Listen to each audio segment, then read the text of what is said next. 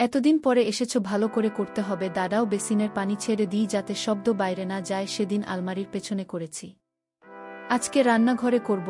আর একটা বিদেশি বেলুন এনেছি, এটা দিয়ে করো। আমি অতনু থাকি দুর্গাপুরে আমার এক বন্ধুর ফ্ল্যাটে। আমি টিউশন পড়াই এবং সঙ্গে পড়াশোনাও করি। আমার বন্ধু একটা টিউশন জোগাড় করে দিয়েছে। ফ্ল্যাট থেকে একটু দূরে একটা বাড়িতে একটা ক্লাস 5-এর বাচ্চা যে পড়াতে হবে, সেই মতো আমি তাদের বাড়ি যাই পড়াতে। আমি খুব শান্ত প্রকৃতির ছেলে, খুব একটা কথা বলি না, তাই আমি পড়াতে যাই ও পড়িয়ে চলে আসি। এভাবেই চলতে থাকে ওদের বাড়িতে। 3 জন বাচ্চা, ছেলেটি ওর মা আর বাবা। বাচ্চা ছেলেটার নাম রিজু, ওর মায়ের নাম রিজু ও বাবার নাম রমেন। আমি রিজুর বাবা মাকে দাদা ও বৌদি বলে ডাকি। ওরা খুব বড়লোক। দাদা একটা মেডিসিন কোম্পানিতে চাকরি করে, তাই সকালে বেরোয়, অনেক রাতে বাড়ি ফেরে। এইভাবে দীর্ঘদিন ধরে থাকতে থাকতে আমার সাথে ওই ফ্যামিলিটি খুব ক্লোজে একটা ফ্যামিলিতে পরিণত হয়ে গেল। আমি তাদের বাড়ির একজন হয়ে উঠলাম। আমার যখন যা প্রয়োজন হতো আমি নিজেই করে নিতাম, যেমন জল খাওয়া, বাথরুম যাওয়া ইত্যাদি। এই ফ্যামিলি সম্পর্কে আমার মনেও কোনো খারাপ চিন্তা ছিল না। আমারও বাড়ি থেকে দূরে একটা ফ্যামিলি পেয়ে খুব ভালো লাগত। একদিন আমি যথারীতি পড়াতে গেছি। কিছুক্ষণ পরে ওয়াশরুমে যাওয়ার প্রয়োজন পড়ে। যখন বাথরুমে যাই, সঙ্গে সঙ্গে ঘটল এক মাথা ঘুরে যাওয়া ঘটনা। আমি রিজুকে পড়তে বলে আমি যেই বাথরুমে দরজা খুলে ভেতরে ঢুকব, আর ভেতরে দেখি বই দিয়ে দরজার দিকে পেছন করে বসে কি যেন করছে। আমি তো সরি বলে বেরোতে যাব, ঠিক সেই সময় এমন স্লিপ করে পড়লাম ঠিক বৌদির পেছনের দিকে। এমন পরিস্থিতিতে বৌদি একটু চমকে গিয়ে শাড়ি ঠিক করতে লাগল, আর আমিও খুব তাড়াতাড়ি উঠে সেখান থেকে বেরিয়ে এলাম। এই ঘটনায় আমার খুব অস্বস্তি হচ্ছিল। এটা কি হলো? আমি কোনোভাবে আবার ফিরে এসে রিজুর কাছে এসে বসে পড়াতে শুরু করলাম। পরে গিয়ে যে ব্যথা পেয়েছি সেই সবের খেয়াল নেই, শুধু ভাবছি বৌদি কি ভাববে। আমার খুব টেনশন হচ্ছিল। হঠাৎ খেয়াল করলাম বৌদি এখনও বাথরুমে। আমি রিজুকে যেখানে পড়াই বাথরুমটা ঠিক সেই রুমের সামনে। বৌদি বেরোলেই আমি দেখতে পাব, তাই মনে হয় বেরোতে পারছে না। দেখি কিছুক্ষণ পরে বৌদি বেরিয়ে কোনো দিকে না তাকিয়ে রান্নাঘরে চলে গেল। আমিও তাকাইনি, তবে বুঝতে পারছি আমি সেদিন তাড়াতাড়ি বাড়ি ফিরে এলাম।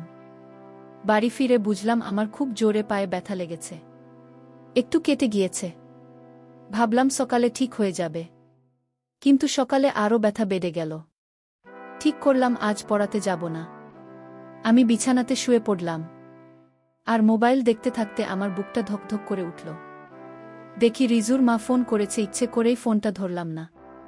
ফোন রেখে অনেক কিছু মাথায় ঘুরতে লাগলো। বৌদি হয়তো রেগে গেছে। আমি তার পরের দিন পড়াতে গিয়ে স্বাভাবিকভাবেই আছি, কিন্তু মনের মধ্যে খুব লজ্জা লাগছে। কিছুক্ষণ পরে দেখলাম বৌদিও স্বাভাবিক, কিন্তু আমাকে চা দিতে এসে আমার লজ্জা আরও বাড়িয়ে দিল। চা রেখে বৌদি আস্তে করে বলল, খুব জোরে লেগেছিল নাকি? আমি বললাম, না বৌদি, আমি ব্যথার কথা বলিনি বলেই হাসতে হাসতে চলে গেল, আর আমার মুখ পুরো লাল হয়ে গেল।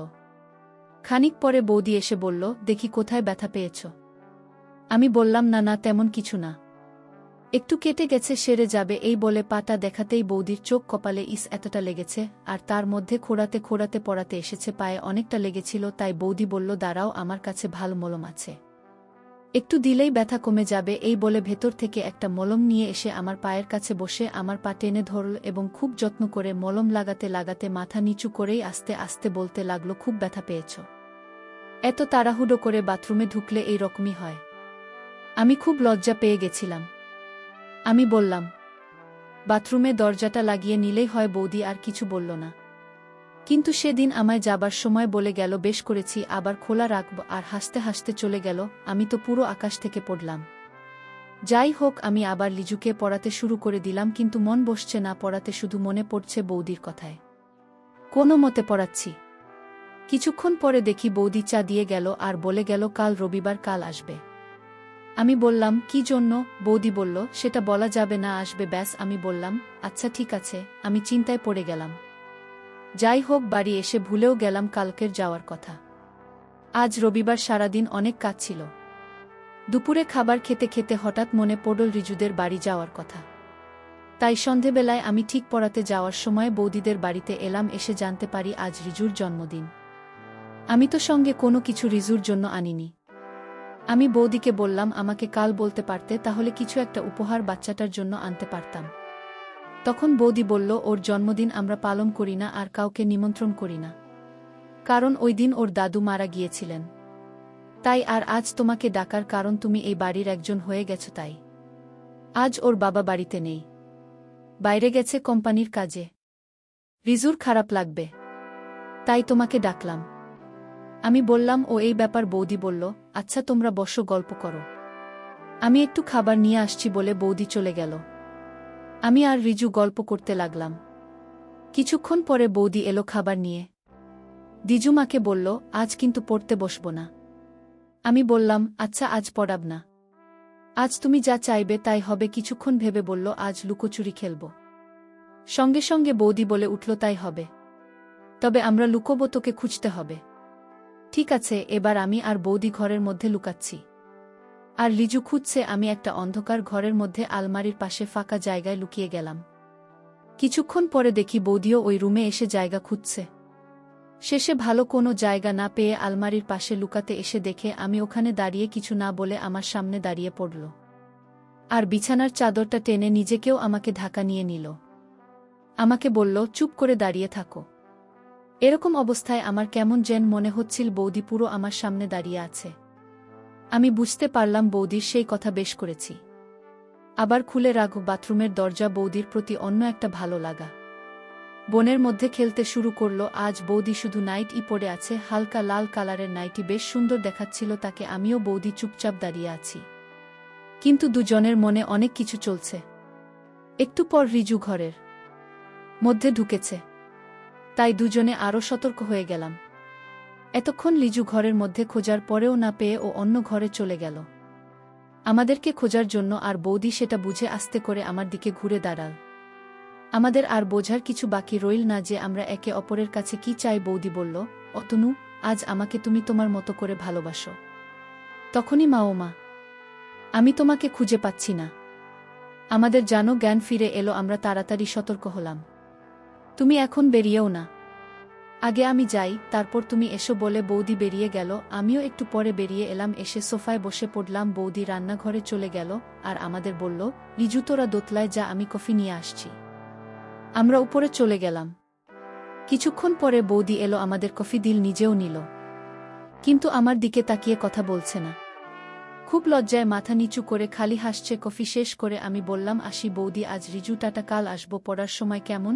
এই বলে আমি উঠতে যাব, তখনই পাশের বাড়ির একটা বাচ্চা বিল্টু এল। ওরা দুজন একই স্কুলের, একই পাড়ার বন্ধু। বিল্টু বলল, আন্টি আমরা গেম খেলব। বৌদি বলল, তুমি একটু বসো, আমি ওদের কম্পিউটারে গেম চালিয়ে আসি।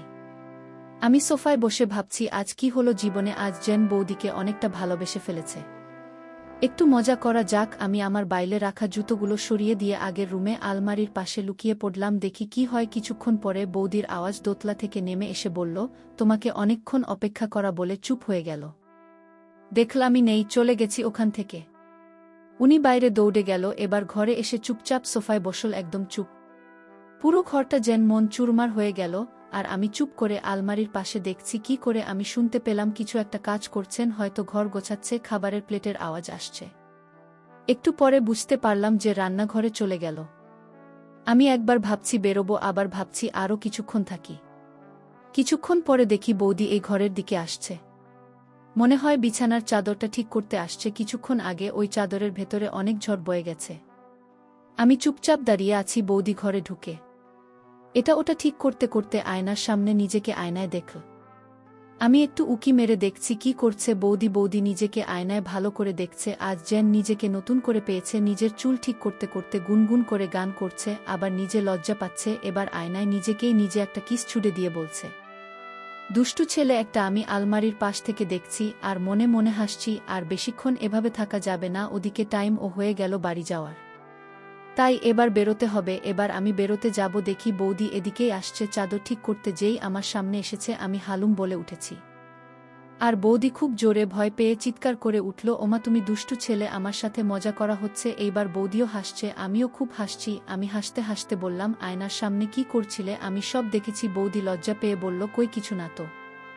এমন সময় বৌদি বলল, একটা কাজ করতে হবে। আমি বললাম কি কাজ? বৌদি একটা বদেশি বেলুন এনে আমাকে দিল আর বলল, এটা দিয়ে কাজ করতে হবে। বন্ধুরা, তোমরা নিশ্চয়ই বুঝতে পেরেছ কিসের কথা বলছি। বৌদি বলল, তোমার দাদা এখন আর কিছুই পারে না, ওকে দিয়ে কিছুই হয় না। আমি এবার আসল ব্যাপারটা বুঝতে পারলাম। বৌদিকে বললাম, ঠিক আছে, আমি দাদার হয়ে সব কাজ করে দিব। একটু পর আমরা কাজ শুরু করলাম। বন্ধুরা, ইউটিউবে করা নিয়মের কারণে এসব ঘটনা সরাসরি বলা যাচ্ছে না। তোমরা কমেন্টে দেওয়া লিঙ্ক থেকে আমার ওয়েবসাইট ভিজিট করো, সেখানে একদম মনের মতো গল্প দেওয়া আছে যেগুলো ইউটিউবে পাওয়া যায় না। ঘণ্টাখানেক কাজ করার পর বৌদি বুঝতে পারল আমি পড়ানোর পাশাপাশি অন্য কাজ করতেতেও বেশ দক্ষ দেখলাম। অনেক রাত হয়ে এসেছে। বৌদি বলল, আজ রাতে এখানে থেকে যাও না প্লিজ, কাল সকালে বাড়ি যাবে, আজ তোমার দাদা বাড়ি আসবে না। আমি বললাম, আমারও ইচ্ছে করেছে থাকতে, কিন্তু কাল সকালে আমার একটা ইন্টারভিউ আছে, আমাকে অনেক সকালে ঘুম থেকে উঠে যেতে হবে। আর তাছাড়া আজ সারা সন্ধ্যায় যা হলো, আমি সমস্ত পড়াশোনা ভুলে গেছি, তোমাকে ছাড়া আমার আর কিছুই মনে পড়বে না। বৌদি বলল, মস্করা ছেলে, বলো কবে আসবে? কলকাতা থেকে পরশুদিন সন্ধ্যায় বলে চলে এলাম। পরের দিন তাড়াতাড়ি রেডি হয়ে বেরিয়ে পড়লাম। বৌদিদের রাস্তা দিয়ে যাওয়ার সময় দেখি বৌদি বেলকনিতে দাঁড়িয়ে আছে। আমি একবার তাকিয়ে সোজা চলে গেলাম আর ফিরে তাকালাম না। সারাদিন ইন্টারভিউয়ের চাপ, ইন্টারভিউ হলো রাতে, আবার ট্রেন ধরে দুর্গাপুরে নেবে। ভাবলাম সারাদিন বৌদি একবারও ফোন করেনি, মনটা একটু খারাপ হয়ে গেল। যাই হোক, বাড়ি ফেরার পথে ঠিক করলাম বৌদিদের রাস্তা দিয়ে যাব। প্রায় সোজা বাড়ি এসে হাত মুখ ধুয়ে শুয়ে শুয়ে ভাবছি চাকরিটা যেন ঠাকুর ঠাকুর করে পেয়ে যায়। কিছুক্ষণ পরে ঘুমিয়ে যায়। সকালে মোবাইলের রিং এ ঘুম ভাঙল, ফোনটা একটু দূরে ছিল। ভাবলাম বৌদি ফোন করেছে, দৌড়ে গিয়ে ফোনটা ধরে দেখি বাড়ি থাকে ফোন। যাই হোক, তাদের সঙ্গে কথা বললাম। তারপর বাথরুমে গিয়ে স্নান করতে করতে খুব রাগ হলো। বৌদি একবারও ফোন করল না, আমিও ফোন করব না। সারাদিন কাজে কাজে কেটে গেল। বিকেলে রিজুকে পড়াতে যাব, একটা প্যান্ট আর একটা টি শার্ট পরে বেরিয়ে গেলাম। রিজুদের বাড়ির দরজা খুলে ভেতরে ঢুকতেই রিজুকে ডাক দিলাম, ও এসে পড়তে বসল। কিন্তু বৌদির কোনো দেখা নেই। আমি পড়াচ্ছি আর ভাবছি কি হলো। গত পরশু এত কিছুর পরে বৌদি কি সব ভুলে গেল নাকি অন্য কিছু? আমার পড়ানো হয়ে গেল, রিজু দোতলায় চলে গেল। আর তখনই বৌদি এলো, যেন অনেকক্ষণ অপেক্ষা পড়েছিল। এসেই আমার হাত ধরে টানতে টানতে আমাকে রান্নাঘরে নিয়ে গেল, বলল, কয়েকদিন তো ছিল না, এই কদিন একা কাজ করতে হয়েছে। রিজুর বাবাও বাড়িতে নেই, আজকে আবার আমাকে কাজে সাহায্য করতে হবে। আমি বললাম, ঠিক আছে বৌদি, আমি সব কাজে সাহায্য করব। বৌদি বলল, আর হ্যাঁ, সেদিন চুল অনেক বড় ছিল বলে ভালোভাবে কাজ করতে পারিনি। তুমি আজ আসবে বলে চুল কেটে একদম ফিট হয়েছি, একটা ক্রিম ব্যবহার করেছি, কাজ করার সময় সুবিধা হবে। এরপর বৌদি বেসিনের পানি একটু বেশি করে ছেড়ে রেখে দিল, যাতে রিজু বুঝতে না পারে এখানে কি হচ্ছে। এরপর আমরা কাজ করতে শুরু করলাম। ইন্টারভিউয়ে যাওয়ার পর থেকে বৌদির অনেক কাজ জমে আছে। সব কাজ একে এক শেষ করে দিয়েছিল। বৌদির অনেক কষ্ট হচ্ছিল, তবে কাজের সাহায্য পেয়ে এখন কিছুটা স্বস্তি বোধ করছে। 3 ঘন্টা পর বৌদি বলল, রিজুকে পড়ানোর পর আমাকে এভাবেই কাজে সাহায্য করতে হবে।